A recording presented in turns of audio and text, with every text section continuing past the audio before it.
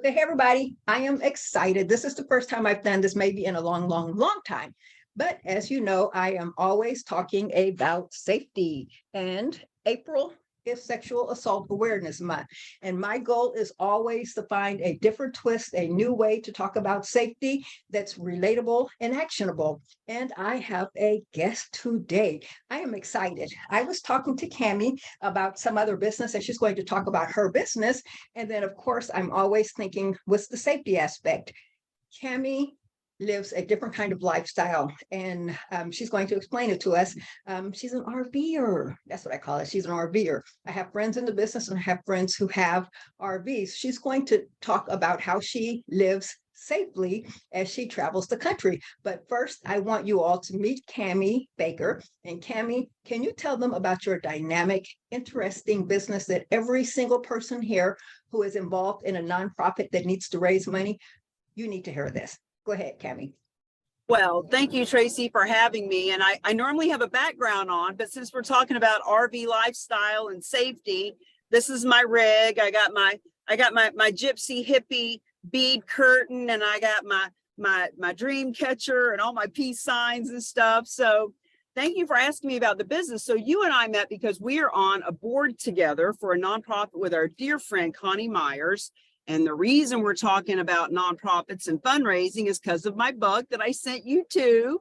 Real estate is hot, fundraising is not. So what I'm doing is I am traveling the country. I've got 5-foot image of the book on both sides of my rig. And I'm traveling the country teaching real estate professionals, financial advisors, anyone who advises folks who own real estate that they can donate real estate to any and all nonprofits. And nonprofit, don't think to yourself, we've tried that, it's too hard, we don't know how to do it, we don't have anybody to donate real estate. No scarcity mindset around here. This is risk-free, no money out of pocket for you, and we guarantee you, you have gifts of real estate. You just need us to help you find them. So that's how we got in touch. And as we were talking about charitable gifting of real estate and my travel in the country to teach people about it, we started talking about how I stay safe in my RV traveling as a single woman. So here we are today talking about it. Here we are. Now talk about how your lifestyle works. Tell us what you do, like the questions I had. Are you based somewhere, or do you pick up and go? Is it a different address explain that part of it. You know, I 2.5 years ago, I got on the road full time. I got rid of everything. I don't have a house. I don't have a storage unit. I do not have an address. So I had to figure out where to domicile, because you got to have some place to register your vehicle and have a driver's license and insurance and all that stuff. So I found out that Florida, Texas, and South Dakota, for many different reasons, are great places to domicile. So my physical address is a Florida address, and I was in Florida for 2 years, although I've never been to that physical address. On my driver's license, it says Bushnell, Florida. And somebody asked me, where is that? I said, I don't know, I've never been there. So, but now I'm in Texas currently. So I just go wherever the wind blows, wherever I'm needed, and I can have my mail forwarded to me wherever I'm at. I have a service called Escapees. Apparently there's tens of thousands of us out there living this nomadic lifestyle. And so there are mail services like this. So I just have my mail forwarded. I've got all my bills on auto pay. So I'm not sitting around waiting on a bill anyway. And interesting, when you order off of Amazon, you can actually have it shipped to a locker at, a convenience store or a grocery store or something. So it's pretty easy to do this. If it's what you want to do, don't worry about it. You'll figure it out as you go along. So I have a 30-foot Class C. It's a Chateau Thor. And because it's called Thor, I call it the Hammer. And my dog, Raven, the rescue rig dog, is traveling with me. And she has something to do with one of our safety tips, but we'll leave you in suspense on that one. Right. Excellent. Okay, so let us not wait. So when we were talking, you immediately, I said, how do you stay safe? And you said, I have 3 things to do. So, and you said them right off. So let's start with number one, and this one is so simple. It's amazing. Go ahead. Tell us what your number one safety tip is. Now, this one I learned when I was camping before I got the RV. Now that I have a door that locks, it may not be quite as important to me. However, when I'm outside, it's super important. So when you get to your campsite or wherever you're going to be outside, set up the perimeter around. So, it could be 10 feet out, could be 20 feet out, whatever that looks like for you. But here's what you do. You get fishing line and you put the fishing line from tree to tree to tree all around your property, wherever you're at, and you attach, it could be old tin cans. I personally carry just Dollar Tree Christmas bells. So I put bells in between the trees on the fish line. Now, that's not going to save my life, but it is going to let me know if a bear or some crazy random man is coming into my campsite, they're going to trip over that wire and I'm at least going to hear them coming.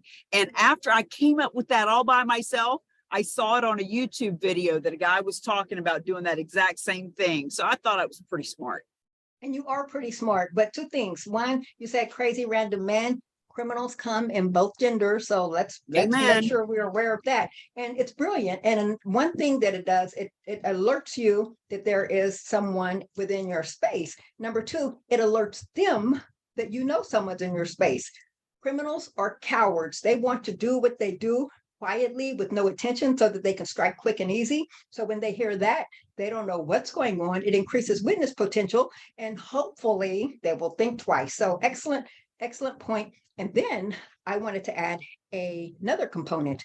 People can actually buy something that does what you're talking about. There's one called a driveway alert, and I'll make sure to put links in the comments or in the description. A driveway alert, which allows you to set up a perimeter. It's a two-part device. One is the receiver, so that stays with you inside, and the other part is the motion detector. So it has a radius. So for an RV, you probably would need maybe two of them. And whenever anyone walks within that protected space, your system will alert and immediately something's going on, so you can get your weapon or make your phone calls for help, whatever it needs to do. So good for you for saying something that we can do like immediately from something that we probably already have around. And I think this is where I want to mention the other thing. I just found out today that the Ring doorbell people actually have a Ring car cam. And something like that would work great for an RV, just like it does for our homes. It takes a picture when it detects motion and it notifies you. So imagine if you're in your RV or your vehicle and all of a sudden someone's walking around your vehicle, maybe to steal it or to come in, you get notification just like you do on your Ring camera, and you can say, hey, get out of here. So I love that. So I'm looking into that more because I just found out about it. It's brilliant, brilliant, brilliant. Okay, Cami, number two. So number two, if you're traveling as a single person of any sex, but especially for me as a cute little blonde woman, you never want people to know that you're traveling by yourself. So a really simple way to set up when you set up is to not have one chair, but to have two. Always have two chairs set up outside because it insinuates that there's more than one person there. And the other piece of it is to have a set of big size 12 or bigger, big boots. In my case, they are men's boots because I want any guy that's walking by to just assume that I already got a guy and to just leave me alone. And I can actually attest that that works. Love it. I mean, how brilliant. How brilliant. And along those same lines, it's sending a message, hey, before you come here, I'm not alone. And I started a principles line, and I have a line of do not or smile, you're on camera signs. I've made them cute. So it's not the typical one that people, I don't want to put that on my house.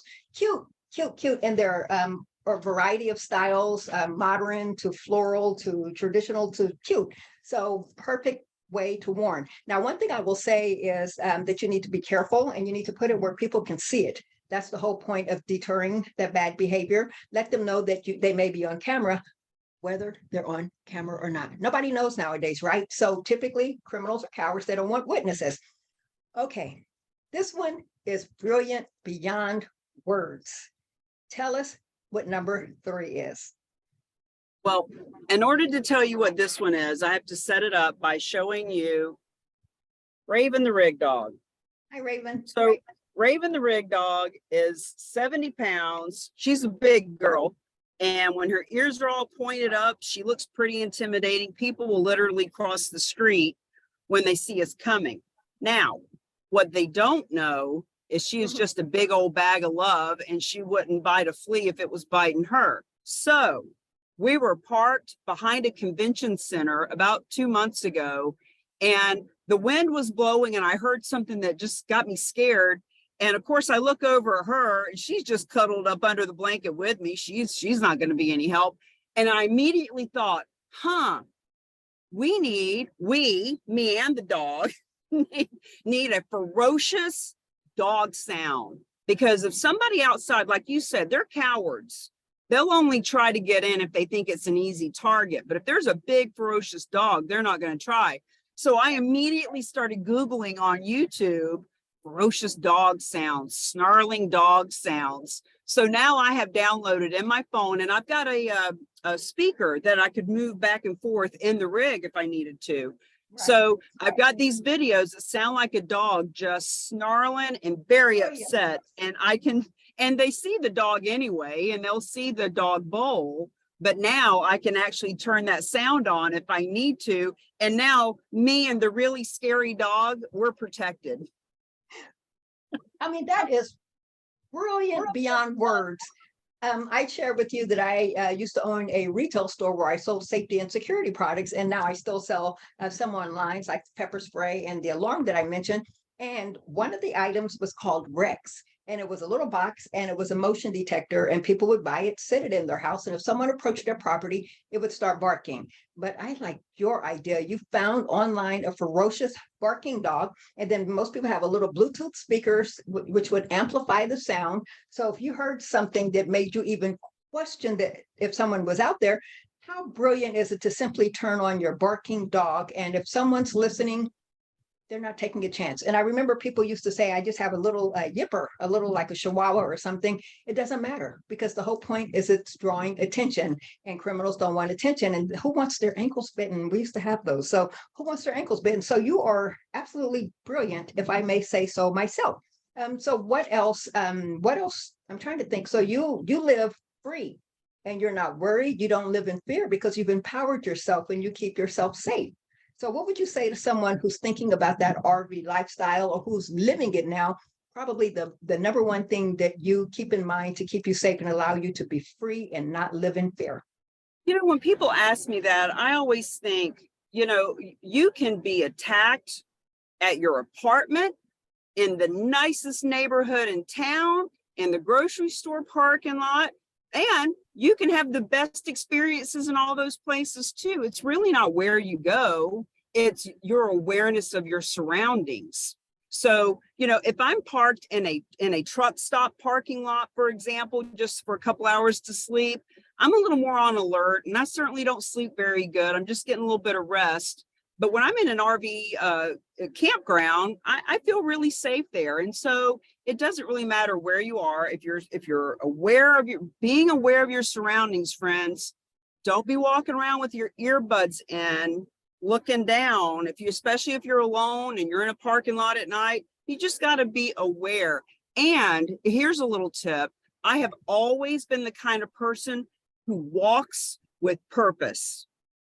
I know where, even when I don't know where I'm going, I look like I know where I'm going. And everywhere I go, people ask me questions because they think I own the place, because I look so on purpose. So if you actually look like you know what you're doing, no matter where you are, people will leave you alone. I mean, it's too true. You don't look like a victim. You're not caught off guard. You're looking like, don't mess with me. You're looking around. So you said awareness, and you said to walk with purpose. And the number one thing I always talk about, got this little book over here. As a matter of fact, I have like 2 or 3 of them, called The Gift of Fear. and it talks about intuition and instinct. Then you'll love this one. It's called Beauty Bites Beast. And this is written by a woman, and Cami Baker, who wrote this book, wrote the foreword for this book. And it talks about that fear signal that we all have, that intuition, which can keep us safe. So and you mentioned that in our first conversation. So if you listen to that voice, if it says this is dangerous and you listen to it and you respect it, that's the hard part. We all have a voice whose sole purpose is to keep us safe. So we don't question it.